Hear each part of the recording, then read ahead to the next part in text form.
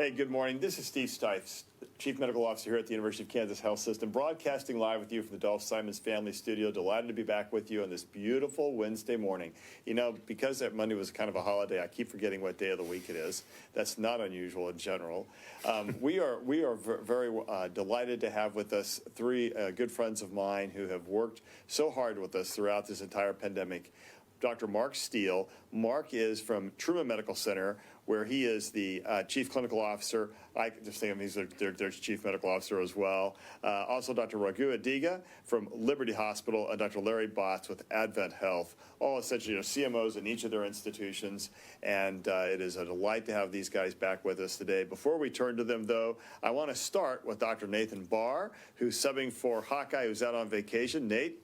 I got to come up with a name. You know, I can't call you Hawks. Nate the Skate. How about that? I guess I'll just have to deal with it. Whatever comes your way. Welcome back. I'm glad. So we didn't scare you so much the first day. You actually did come back for a second day. Yeah, that's true. So how are things going today? You know, the numbers are pretty stable overall.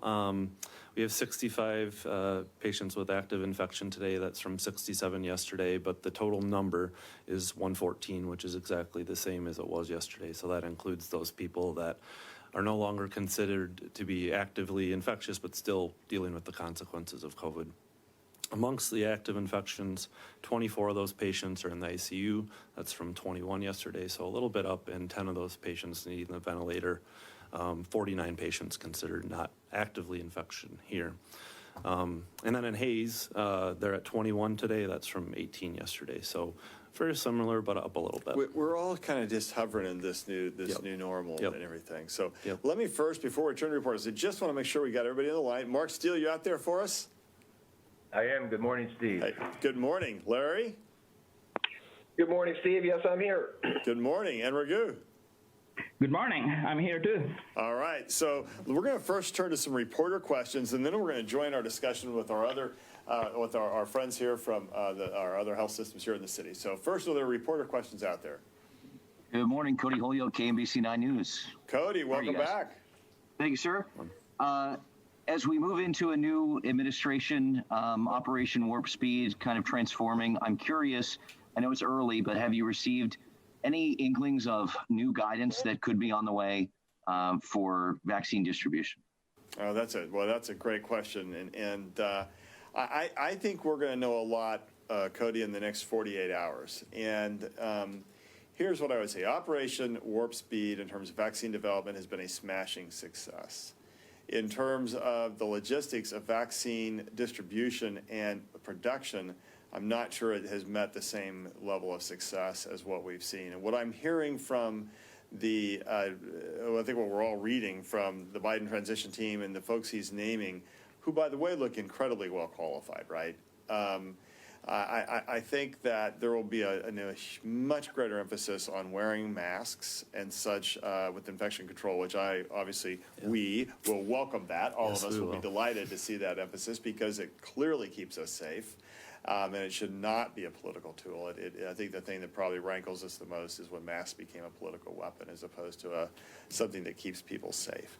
And I think we're going to see a greater emphasis on the distribution network for vaccines and use potentially of other federal powers for ramping up production even further. So I think things are going to change. What I don't know yet is exactly what that means outside of I anticipate there's going to be a mask mandate. I don't know if any of our other CMOs here, guys, do you have any other thoughts about that? This is Mark at Truman. I think that there's no question that the federal government is going to be more engaged and more involved in a number of things, not only the mask mandate, but I think the vaccine rollout as well, but don't have any specifics yet. Yeah. Larry or Raghu, any other thoughts? No. Go ahead, Larry. I would agree with you. I think we're going to see a lot more information in the next 48 hours, and hopefully it'll be good news, and we'll be able to start our community vaccinations at a greater pace, but we'll see how things go. Yeah, I agree. I think there's going to be a lot more emphasis on getting the vaccines into the arms rather than in the freezers. So I think they're going to keep pushing for that. And I think it's remarkable. And I think everybody's starting to make the break toward phase 2 and getting to 65-year-olds. And we expect to hear something from the state about that here in the next day or so. And I think there'll be some big, I'm anticipating there'll be some important announcements about that. But I don't know any specifics around that yet. I just think the pressure's building to move to phase 2 and start doing 65 and older. Other questions out there? I'll just a quick follow-up. As Please. we now surpass 400,000 U.S. deaths, which is an awful milestone, what are your thoughts moving forward? What are you seeing in your ICUs, and is it just basically a progress report as we're seeing this, just honoring this, I mean, a horrible number that we've just surpassed? Yeah, so first of all, I'll just say last night I got home and I watched the ceremony at the reflecting pool with the lights, with each light representing 1,000 people, and that brought tears to my eyes. I thought it's really important to recognize the toll of this disease on families, on all of us. I think we're all being touched by it here, and I think it's hard to know someone to not know somebody who's had COVID, and more than that, to not know somebody who has now died from COVID. I'll tell you the toll on our young staff, especially I think our nursing staff, who are at the bedside and really oftentimes the main source of support for some of these patients because of the COVID restriction on visitors, is immeasurable. And having to put young people and old people and so many people into body bags, that's harsh and that's traumatic.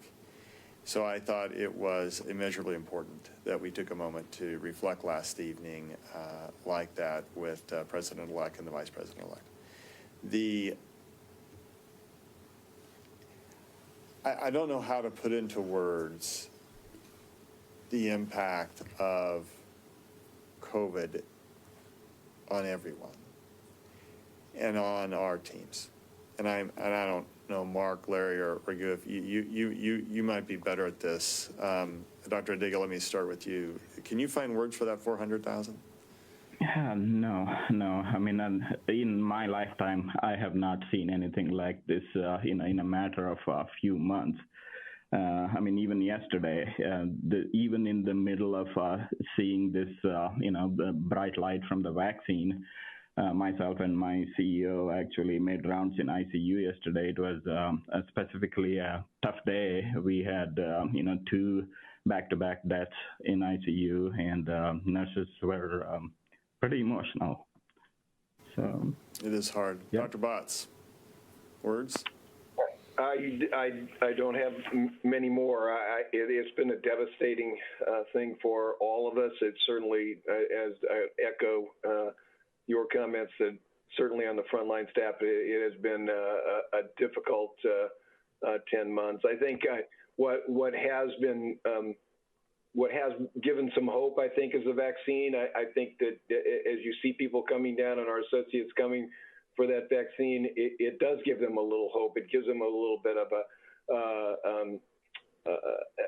an idea that this may actually, I think this bolstered their morale to some extent, but we continue to deal with this disease on a daily basis, and so that euphoria doesn't last long often when you have to go back to the ICU and take care of those very sick individuals. Dr. Steele, words?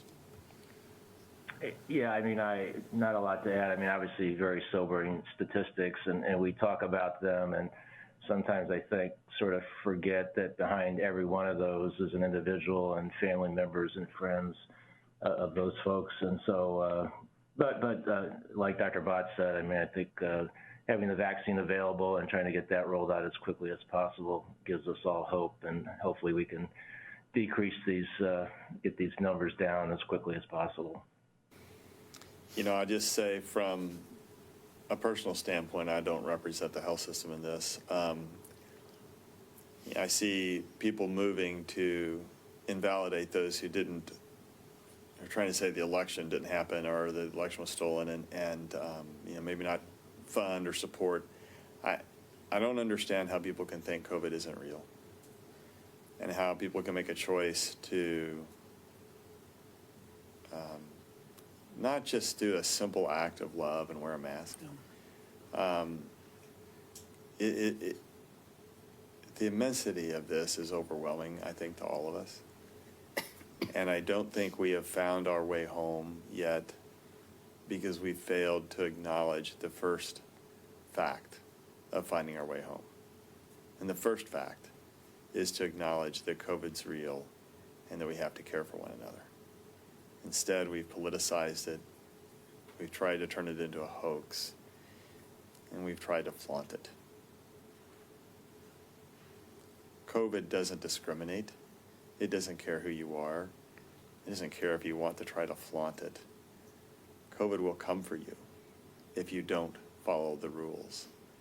The rules keep you safe, and they keep us sane and safe.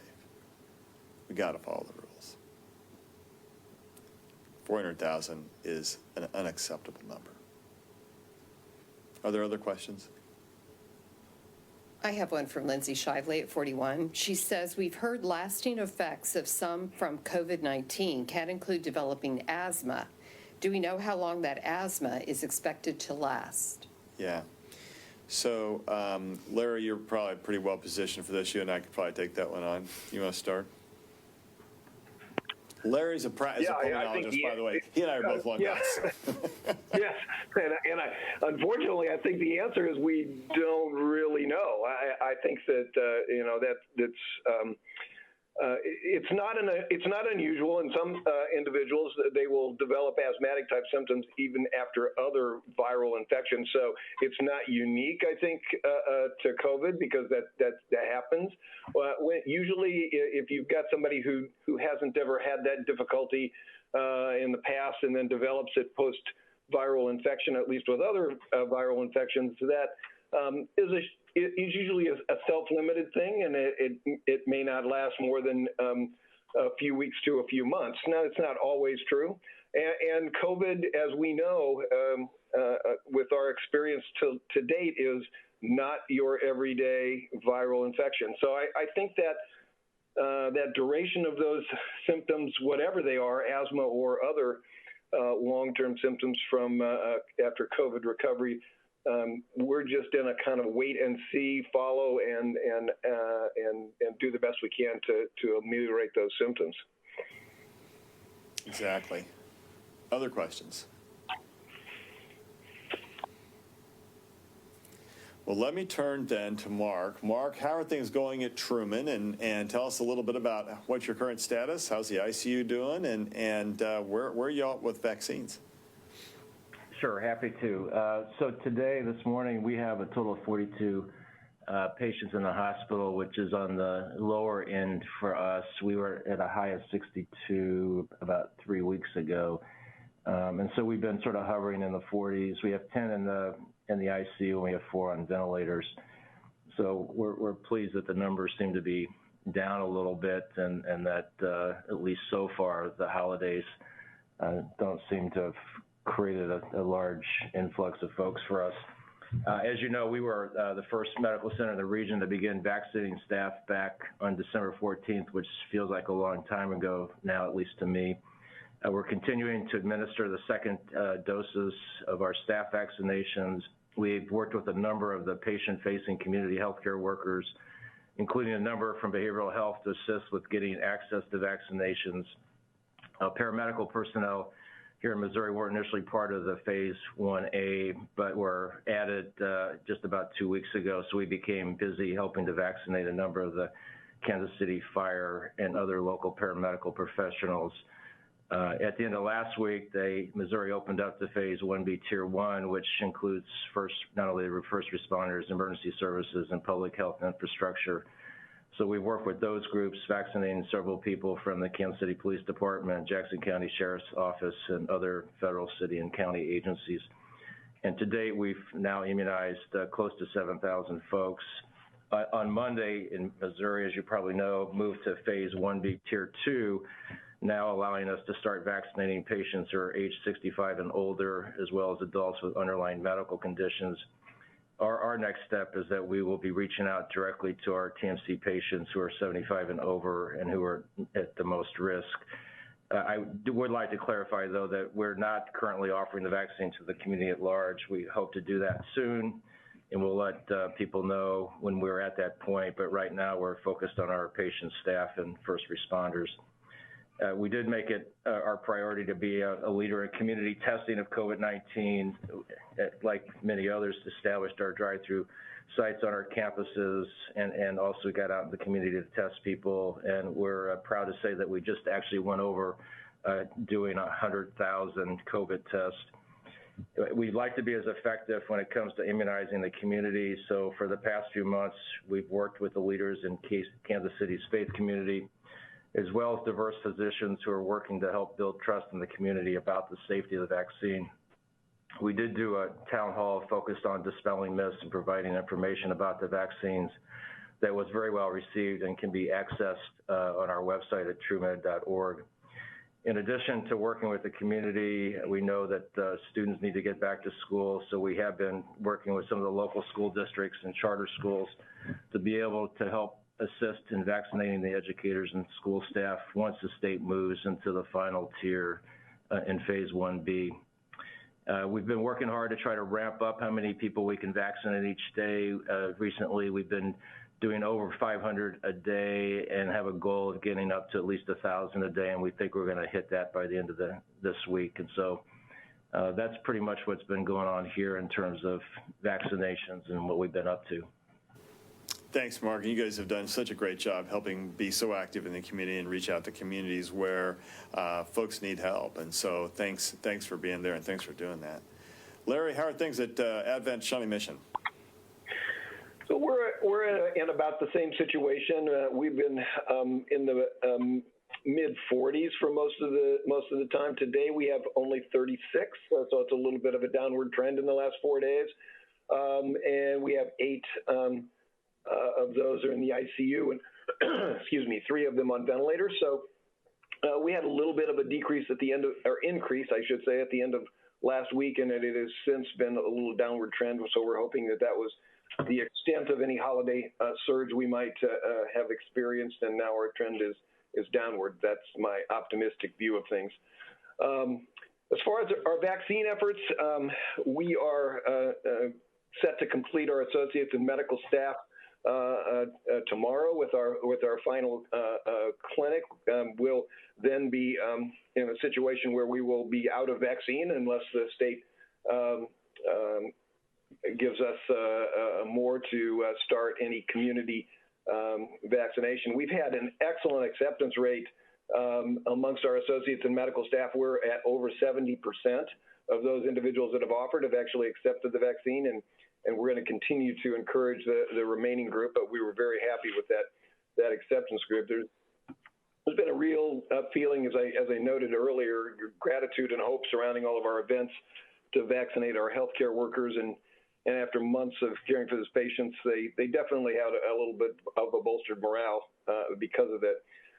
Right now, we're planning and looking forward to be able to start vaccinating the community as vaccine becomes available, and I think that's going to be the major rate limiting step here is just how much vaccine is going to be available for us to start doing those community type vaccinations.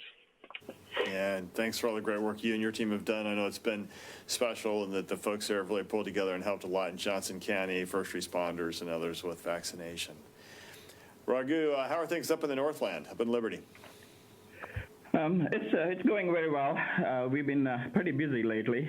In the hospital as such, I think our overall numbers have been pretty steady. Today we have 34 inpatients. Our highest has been around 40, so it's a little bit less. But I think the bigger issue has been a lot of patients in ICU lately. Currently we have 7, 5 on ventilators. Yesterday, with the other people on ventilators also, we kind of reached getting close to getting into our reserve ventilators and anesthesia machines. We didn't have to use them, but there was a little bit of a concern there. Things are better now. Other than that, I think the biggest thing that all of us get giddy about, especially people like me in infectious disease, is the vaccine.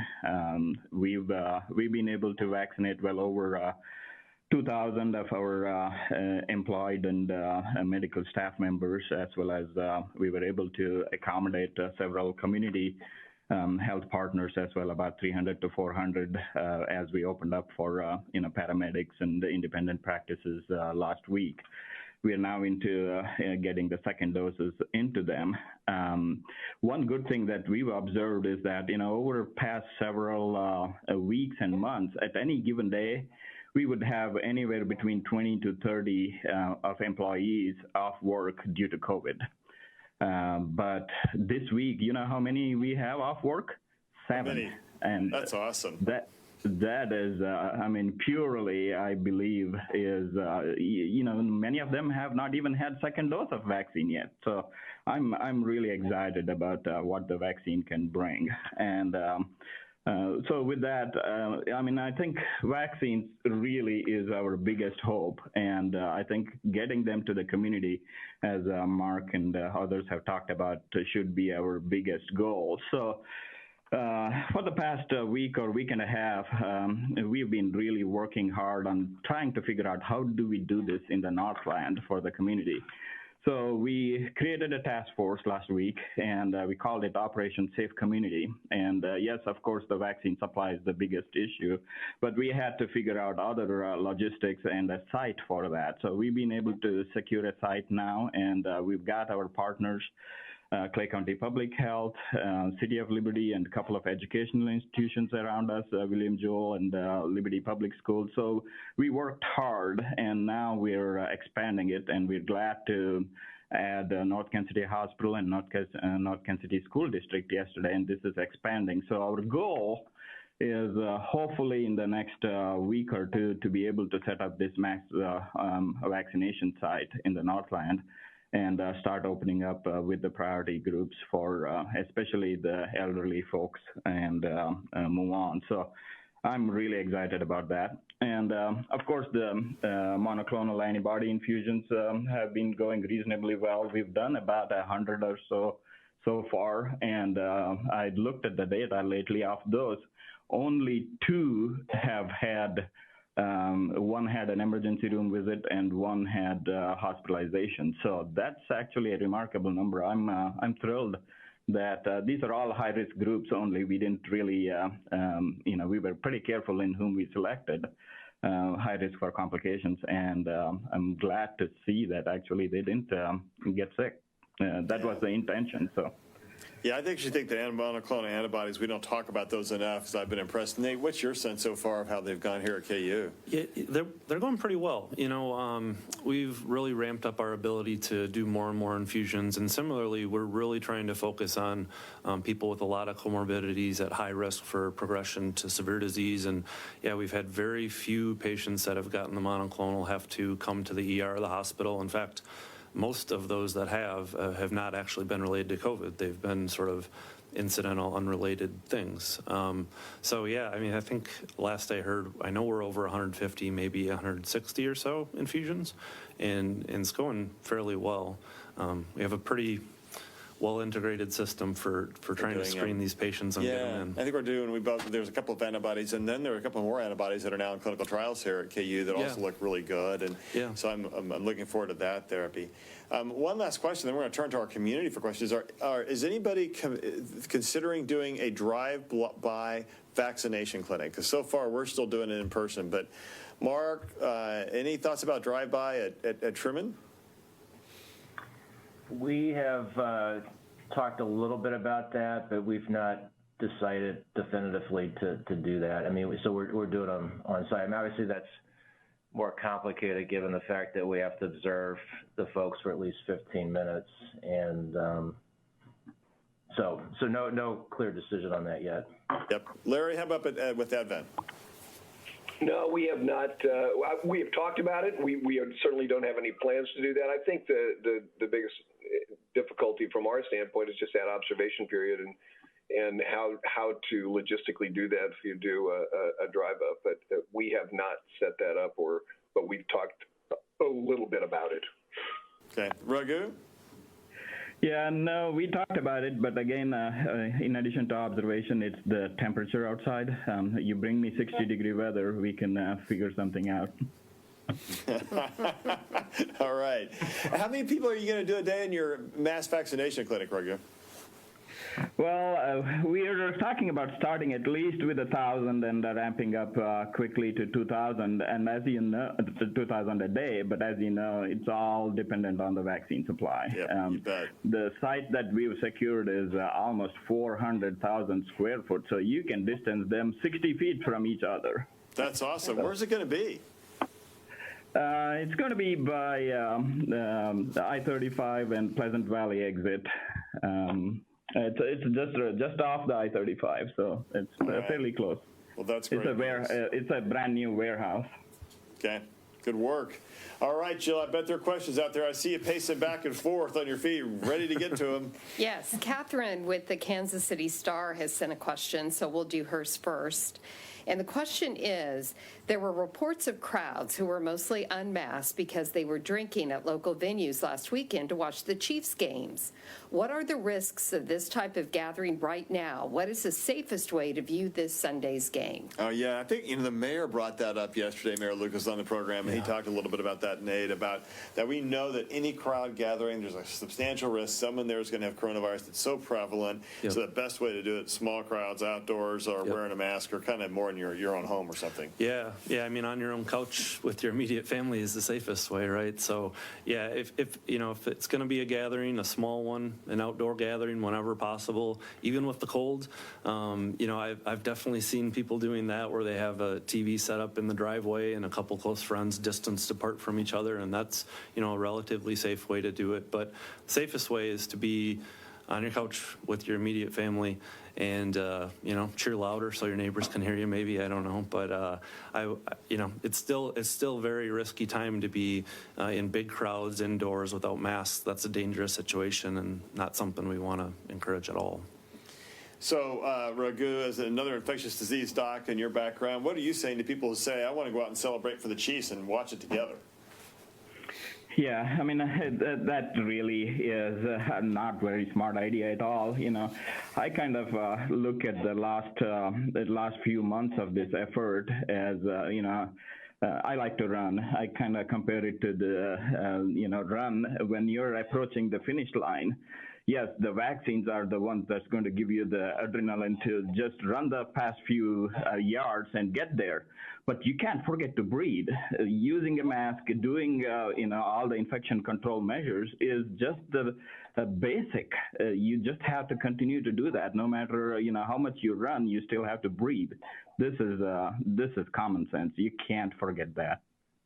Yeah, I think that's very true. And as you look at it overall, folks, remember that I think the reason we have done as well as we have around Christmas and New Year's is we didn't gather as much in large crowds, and people still masked when they did gather, because our numbers show that in the hospitals. And I think now, we said earlier, maybe we're even beginning to see some of the effect of vaccine because we don't see as many absences from work. And I think one of the reasons we're not getting as crowded may be because we're getting people vaccinated in nursing homes. And so I think, so something is going right out there, and not that it's anywhere near where it needs to be, but we're not at 102 acutes and 70 or 80 recovering with 180 or almost 200 patients with COVID-related illness in the hospital. We're 120 or whatever, so it's much better, even though we've gotten through two major holidays, and that's not what we saw around Thanksgiving and Halloween. So I think we're doing better. I think vaccination is going to help. And as much as we all want to go cheer on the Chiefs and Big Red, and let's get that unicorn quarterback back out on the field as long as he's healthy and safe, as much as we all want that to happen, and I do want that to happen. I'm a diehard Chiefs fan, born and raised in Kansas City. I've been at Arrowhead Stadium when it was 1978, and there was 13,000 people on a cold December day when it was 17 degrees outside, and the Chiefs were terrible. I've been there for that, and I'm here for this. This is a whole lot more fun, but stay safe. Just like what we told you at Christmas and everything else.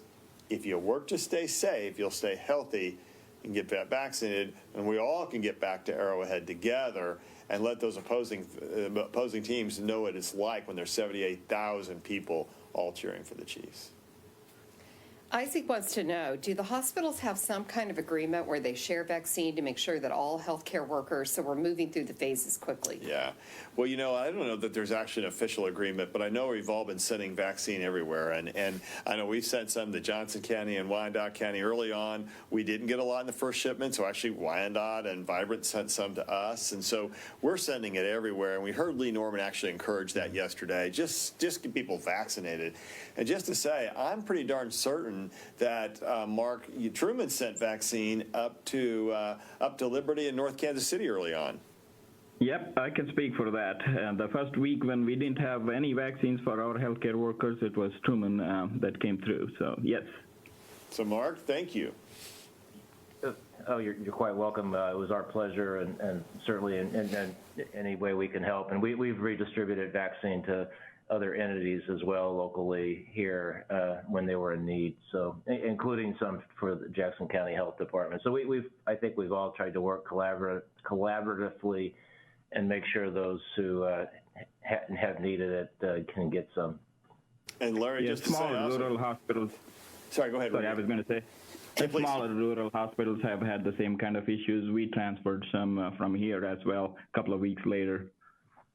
And Larry, I know that Advent has shared with Johnson County and with the fire and essential workers. Yeah. Yes, we're trying to both shared some vaccine and then took on a little bit of their list to help them with some of the independent physicians' offices and those healthcare workers that are out there that we help them out a little bit with that as well. So yeah, I think everybody is cooperating. I think collaborating and trying to make sure that we have all the vaccines in the right place so that our healthcare workers are vaccinated, and then hopefully that will continue. I'll just say, I think Kansas City, you should be proud in all of our surrounding area of your hospitals, and you've got some really great places if you have to be sick, and I think you'll find that the level of cooperation between all the hospitals in Kansas City, including St. Luke's and HCA and the folks who are represented here today, and Olathe, and extending into Lawrence and Topeka, it's been outstanding, and it's just been a there are silver linings in pandemics, and clearly telemedicine is one, and I think the level of cooperation between our health systems in the hospitals has been outstanding, and we're trying to help and be there for each other to make sure we can all get our patients taken care of. So I think there's been a lot of sharing of vaccine. If we don't have an arm, by gosh, we're going to find an arm, or we're going to give it to somebody who's got an arm so we get this vaccine into people. Lindsay with 41 has a follow-up question for Liberty. She wants to know, do we know when the mass vaccination site will be running, and how can people sign up in Clay County? Raghu, that's a great question. And if you can answer the first part of that, you're going to get a Nobel Award. No, we don't have the start date yet, and the logistics are all getting worked out right now. There are obviously a lot of issues. The biggest issue is the vaccine supply. Without that, nothing can work. And of course, we're still working out the logistics of IT and other things. So my guess is it's going to take easily a couple of weeks. I don't anticipate anything before that. Yeah, we got to get vaccine before we can get anywhere, and we're hoping that that'll happen soon. And they've talked about, do we go to the Wartime Production Act to help increase production of vaccine? And my answer is, look, we saw it in the reflecting pool last night. 400 lights to represent 400,000 people have passed away. The sooner the better, the more we need. Sue wants to know, and she doesn't say where she lives, but where can people sign up and get on a waiting list? Raghu, what do you think up there for the Northland? Where can folks get on a waiting list? Well, we have not created a waiting list yet. That may be coming in the near future. Clay County Health Department has it's not a waiting list. It's kind of a survey where they collect data and they will get back to you when your group is ready for registering for vaccination. So if you go to the Clay County, if you live in Clay County, you can go to their Clay County Health Department's website and enroll yourself on that list to be informed. Thank you. Larry, how about at Advent? Do you all have a waiting list, or how are you building that? So we personally do not at this point in time, because we're really unsure where our vaccine is coming from and when the next vaccine. Johnson County does have the similar setup to Clay County. It's you can go to johnsoncounty.gov and you will give your information, and then it's not really a waiting list, but then they again will notify you when they have vaccine available for the particular group that you may fall into. Yeah, so we don't have a waiting list here at Truman as of this moment, but a similar thing with Jackson County and the Kansas City, Missouri Health Department. I mean, it's basically an interest list. So if you're interested in getting it, you can go there and indicate that. And then I think from the health department perspective, if they have enough vaccine or as they get vaccine, they'll start going down, working through those lists. Yeah, I think that would be, we're probably in the same situation here, Nate. I think we don't really have an official waiting list. Yeah, no. We But do, I know however, on our website. We're going to get there. The first thing a couple things are going to come out from the health system. If you're a member of one of our patients, then you're going to get a message on my chart about getting ready to sign up. And then once we start our sign-ups, you'll go there. That'll be the one way. You can also go through our website and do it. You're also going to get emails, and I think we're going to try and reach out through our telephone system that we use as reminders for patient appointments. So I think there are going to be multiple ways for us to get out there, and I think that will be helpful to patients, and I suspect everybody's trying to do the same thing. We are all hamstrung right now by the lack of information. We're ready to go. We have a mass vaccination clinic here. We've had one in the health education building. We've moved it over to the medical pavilion so patients have easier times parking. So they'll be able to park and you'll be able to come into the pavilion. The parking gate will be up. Anybody can go in there. You can park, walk over, be put in a room, get your shot. Then you go to a waiting area for 15 minutes, then you exit. And then I think on weekends we'll be out at Indian Creek. So we're going to do it. We think we can vaccinate about 10,000 people a week, and I think that'll be our start. We know Wyandotte County has multiple mass vaccination sites. We know Johnson County has a mass vaccination site. And then again, I think there'll be an opportunity through Walgreens and CVS to be vaccinated in the long run. So at least that's what we're hearing, and I think there'll be lots of choices out there. So stay tuned and stay in touch, because and I think I would watch the news here very carefully over the next couple of days. Sal Fish and Isaac have some follow-up questions that are kind of tied together. It has to do with hopping over county lines and state lines. Isaac writes, he might be eligible in Missouri, not eligible in Missouri, but eligible in Kansas. Should he go over there and get a shot? Same thing with the counties where they have sign-up sheets where the neighboring county has one, mine doesn't. What are the thoughts on that? Yeah, that's a great question. Unfortunately, my first thought is it reflects our lack of really coherent organization at a national and local levels to get everybody to get this information.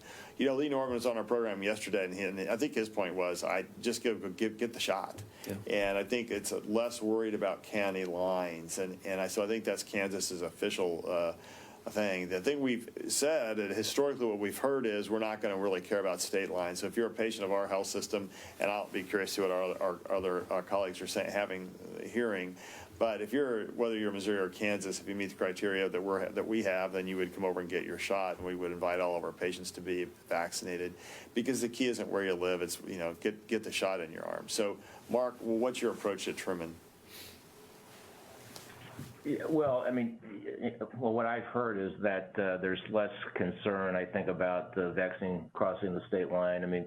Most of our patients live in Missouri, but obviously we have employees who live on the Kansas side and work here. And so I think that we're mostly focused on, the tiers and getting people within those tiers that are open, getting as many vaccinated as we can. And so we're less worried about, where they live. Larry, how about at Advent? Yeah, I think the same. We're not concerned about their residents. We just want to get them, if they're in the tier that's eligible, we want to get them a shot. I think Dr. Norman did reiterate that even on his call yesterday, that was something within Kansas that, no matter what county you're in, we just want to get you a vaccination. So that's our approach at this point. And Raghu? Yeah, I think it's going to be still the question of supply and demand initially. I think, as we all experienced within the hospital itself, when we started with very limited supply, how we kind of focused on the most needy. I think that's what Clay County is going to do initially. I think it's going to be restricted to Clay County, but once we have obviously enough vaccinations, it's going to be mostly getting into people's arms that becomes more relevant. Okay, there you go. Mary Lou has a question. She said, my daughter received her first dose of Moderna SARS-CoV-2 vaccine today. 2 hours post-vaccine, she had a fever of 101.4, body aches, fatigue, and chest tightness. Is this a normal reaction, or should she get her second follow-up vaccine? Nate, what do you think? Yeah, unfortunately for some people, that is a fairly normal reaction. Thankfully, most people don't have that severe type of symptoms.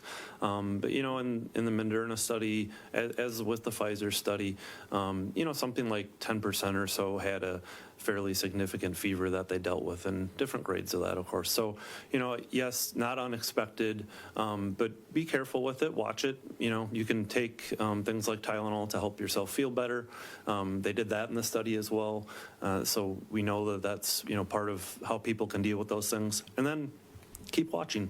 It's certainly possible that you can actually, potentially even have COVID just because you got the vaccine that day. So keep watching how things going. If it's a vaccine reaction, that should be improving relatively quickly. If it isn't, then you might need to talk to your doctor about, what next steps are. Do you need a COVID test? Things like that. And getting the second vaccine still okay, second shot? Second vaccine's still okay, and I would definitely recommend it. You might think about maybe, if it is a vaccine reaction, take some Tylenol maybe before the vaccine even perhaps. I would definitely still get it. It's going to be a lot better for you in the long run. You're going to have a lot better chance of saving yourself from actually getting COVID if you get that second shot than if you skip it. And so what about ibuprofen? What's the role of that type of anti-inflammatory beyond Tylenol? Because I pre-treat with Motrin. Is that okay, Nate, or should I stop doing that? Yeah, there's some theoretical things there where it could potentially blunt the antibody response slightly. In other vaccines, not COVID vaccines, but other vaccines, there is some slight decrease in the antibodies generated, but not enough to be clinically important. So, I always say Tylenol, if you can take it, unless there's a reason you can't, just because it seems to be less of a concern, but Motrin's probably just fine too. Yeah, so I've done that. Raghu, any thoughts around that? No, I totally agree. I think the biggest thing is that this lasts only 24 to 48 hours and it'll go away. I think people knowing that gives them a lot more comfort. Yeah. Well, I have to protect my arm a little bit, so I got to go out and throw it with Kelsey and with Hill a little, just to make sure they're staying sharp as when Patrick can. Go ahead. Bryant with Channel 41 has a follow-up question. He says about Operation Safe Community, what does the task force do to actually help people get vaccinated? All right. Thoughts, guys? Mark? I'm sorry, I'm not sure. Repeat the question, Jill. Yeah, I think what they're referring to is the title that we've given to our community effort, Steve, the Operation Safe Community. So essentially, it is keeping the community safe by getting the vaccines. That's what we're working with all our partners, trying to get the community vaccinated by getting the supply and getting them to their arms. So I didn't exactly understand the question beyond that. Well, and what I can tell you is there are a number of groups out in the community that have tried to think, oh, let us help organize and help you because you're not organized to get the vaccine and stuff, and that's not right. We really don't need help on the operational side or the organizational side because the real issue for us isn't that we're not organized. The issue is that there's no vaccine. And if we could fill our vaccine coffers up, watch us roll here, folks, because we've got the ability to do that. I think you heard from everybody what they're planning today to get a lot of shots into arms. So in this call to arms, our concern is that people won't heed the call. So if folks want to help out there, you got to help by spreading the good word that vaccines are what are going to get us safe and get us back to Arrowhead and Kaufman and back to our families and to the restaurants we want to go to and being back out and doing fun stuff. And it's that call to arms that keeps you safe and keeps you normal. But if you don't answer the call to arms, then all this other stuff doesn't help you. And so really you got to be willing to answer the call to arms. That's where we need the most help throughout the community. It's really not in the logistics of vaccinating people. Donna has two questions. One's real easy, and so I'll do both. One of them is, will PCPs be giving the vaccine, or will it just be mass vaccination clinics? Do we ever see when PCPs will be giving it? Then our other question is, if the doctors had an opportunity to talk to the nurses in Coffeyville County, or in Coffee County rather, at the health department who didn't want to give the vaccine, what is it you would say to those nurses? Okay, well, let's start the first one about that. And Nate, what do you think? So the first question again, sorry, I got focused on the second one when you went there. It was primary care doctor's office, is that right? Will they be giving the vaccine? Yeah, I guess my understanding is that, the supply is the major issue now, and so it's going to be with places that have the ability to really rapidly vaccinate a lot of people. I'm sure that at some point that it, especially when we're talking about some of these other vaccines that are easier to deal with in terms of freezing status, that sort of thing, where you don't need the ultra cool temperatures. At some point, I would think those would be available at some primary care offices. I think that's what I'm hearing, is that for the Moderna and Pfizer vaccine, that's not going to get into physician offices because of the logistics. And what happens is it's only good for a few days, and well, the Pfizer are very short, and I think the Moderna is 5 days in the refrigerator. And so, somebody's got to be really monitoring that inventory, and you can't waste the doses. And so it's going to be mass vaccination clinics. That's how it's going to roll out. With Johnson & Johnson and AstraZeneca, if they work, then they're more of a room temperature vaccine. And so at that point, it's a lot easier to keep them in physician offices. So I think you're going to see a combination of both, but I don't think we're going to be in physician or primary care offices for probably 3 or 4 months, because we have to get the vaccine production ramped up and be ready to distribute these others. So I think that's how that's going to play out. I think eventually we're going to see that. I actually think eventually we're going to see drive-through vaccination clinics also, which will make all the logistics easier. But as long, you heard from it today, nobody in our area has gotten away from that 15-minute close observation period. In some of the hardest hit states, they already have. And I think it'll be interesting to see if they have any more problems as a result of vaccinating a lot of people without as much follow-up. But I think most of those places are still asking the people wait in their car, or they go park their car, and if there's a problem, they dial a number and somebody comes to check on them. But I don't know, we're not quite there yet. I don't think we're as comfortable doing that. And so we're still going to follow, and I think you heard from all of our guests today that we're all going to still follow the 15-minute observation period in the clinic. So we won't be doing drive-through clinics yet, but I bet someday we will be. And the second part of the question is, what would the panel say? My first question, so for those of you who don't know, I believe there were 5 nurses who refused to give the Moderna vaccine because they weren't sure it was safe. And I think I struggle with that. I mean, I don't know why. If it's been endorsed, and it's been endorsed by the FDA, and some of the smartest minds in the country have looked at this, and from our perspective, we've given thousands and thousands of doses now, and it's safe. And I think that people should just recognize that it's safe. So my first question is, why are you trying to hold yourself out like that? And do you really think COVID is safer than the vaccine? So I don't know. Raghu, as an infectious disease doc, any other thoughts? No, it's really hard for me to fathom anyone who is in healthcare and serving the community would have that kind of a viewpoint. I mean, this is not up for debate, in my opinion. Yeah, I agree. Yeah. I mean, I would encourage them. I would try to figure out where this concern is coming from, because you're absolutely right. I mean, the safety data is there, and it's good. And these are safe vaccines, and I guess I would say, if you haven't seen the data, I'll be happy to share it with you. I'll be happy to summarize it for you. We can talk all about it, because these are safe vaccines. They're going to help people, and our duty as healthcare workers is to make sure we help them. So if we have a good vaccine that's going to save lives, we got to get it to people. Yeah, I'm afraid that it's almost a political statement, because to say that it's not safe is not a true medical statement. So that makes me a little worried that politics have entered the story, and I think that's unconscionable in healthcare. Last question from Melissa is, a child can have, with COVID-19, had a slight runny nose. An elderly friend had a mild cold, while a young, previously healthy friend is currently on life support. Apart from age and comorbidities, what are the theories as why this disease ravages some and others escape? Larry, have you got that figured out yet? I had a feeling you were coming to me on this one. I always say the easy ones for you there, Doc. Yeah, thank you so much. I appreciate that. Well, I wish I had an answer to that one. Those are the kind of questions that we can ask for a lot of different kinds of diseases, particularly infectious diseases. Maybe I'll punt to Raghu or Nate, but I think I suspect it's an immune response.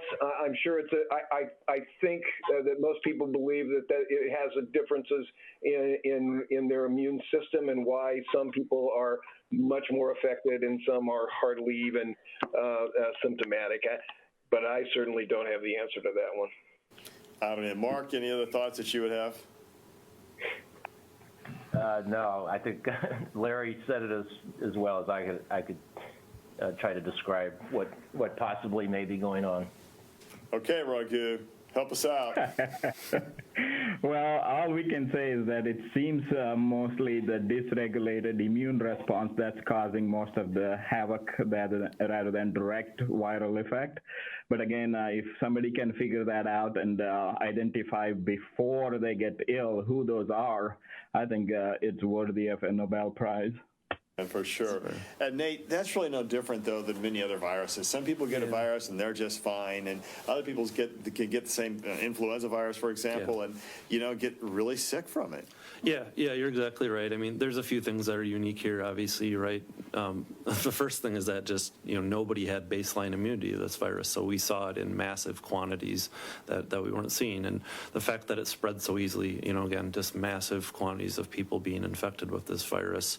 There are a few things, a lot of the younger people that seem to get very ill, obesity is an issue for them. It's not uniformly so. There are certainly people that are healthy, period, no other issues whatsoever, but obesity does seem to be a concern. And yeah, I think a dysregulated immune response is probably a good way to put it. You're not perhaps clearing the virus as you should, or if you are clearing it well, you're thereafter having just a really aggressive immune response that's really doing damage to the body. And a lot of the really, really sick people, that's kind of part of what's going on. All right, so just a note about what we're doing tomorrow before we kind of finish up today, and I just wanted to say thanks to all the folks who are here. Such an important contribution and such a great conversation. Tomorrow, Catherine Satterwhite, the Regional Health Administrator for the U.S. Department of Health and Human Services, joins to update us on the vaccination rollout across the region and answer your questions, because what else are we going to talk about right now besides vaccinations? So we're going to first turn to you. Final thoughts for today? I keep doing the community education as much as I can about the vaccines and the efficacy of vaccine, importance of vaccine. On the other hand, I have no vaccines to give. It makes it very hard to talk about the vaccines, but I hope people understand when it's your turn, when it's offered, take it. Larry? Great advice. I'm not sure I can add anything to that. I think, we continue to encourage people to take that vaccine as soon as we're available. So. All right. Mark? Yep, same thing. If you get offered the vaccine, absolutely take it. And don't forget that we still need to practice those infection control principles for the time being, and until we get enough people immunized. Yeah. Nate? Yeah, I guess one thing would be if you are established with the healthcare system, then watch, if they have My Chart, if it's an electronic way, they might message you, pay attention to it, maybe pay a little more attention than you might normally, because you might have a message saying, hey, you're ready to sign up. Or answer the phone if you see, if you're a KU patient, a KU number coming across, maybe don't let it go to voicemail, maybe answer it. Don't miss that chance to get a vaccine. And I'd just reiterate, there's a lot of concerns about allergy in particular with this vaccine. And so I went back and looked at the numbers just to really make sure I had this down for everybody. And it is the big report that CDC released, 1.9 million doses of Pfizer vaccine. There were 21 cases of anaphylaxis, which makes you go, is that a lot? No, it's not. It's not a lot. It's 11 cases or so per million people that get the vaccine. Compare that to penicillin. We give a lot of penicillin and penicillin-related drugs. It's about 100 to 500 cases per million. So anaphylaxis is not common with this vaccine. So if you're somebody that's concerned about that, please still get the vaccine. So anywhere from 1 to 10% of the rate of what happens with penicillin. Yep. So yeah, it sounds pretty safe. So again, a special thank you to Drs. Adiga, Dr. Botts, and Dr. Steele at our excellent hospitals here in Kansas City and health systems. Thank you guys for joining us. Thanks to our listening audience for joining us as well today. You know, that first question we started with really about what changes do we see? You know, I'm sure there will be changes that come from one administration to the next, but from just an apolitical standpoint, the biggest change is the change in our hearts, the change in our arms. We have to open up to the reality of this virus. And those 400 lights lit on the reflecting pool for the 400,000 now, more than 400,000 lives lost to this, should help open our hearts to knowing that it is our connection to each other that can keep us safe by following the rules of infection control, wearing your mask, keeping your distance, opening your heart, opening your arm. So when the chance for a vaccination comes to you, don't hesitate. We'll be back here tomorrow. In the meantime, there's still no place like home.